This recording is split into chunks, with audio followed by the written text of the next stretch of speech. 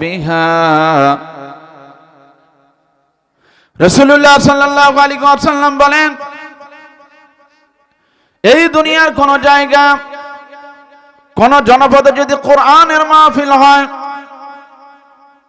ফারতাউ বিহা, অবশ্যই তোমরা কোরআনের মাহফিলে যাবে, কোরআনের কথাগুলি হৃদয়ের কান দিয়ে শুনবে।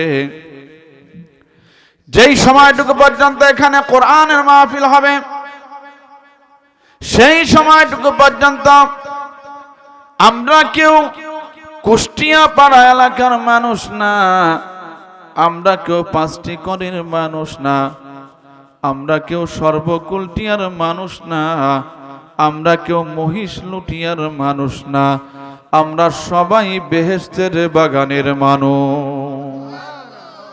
আরো জোরে বলেন।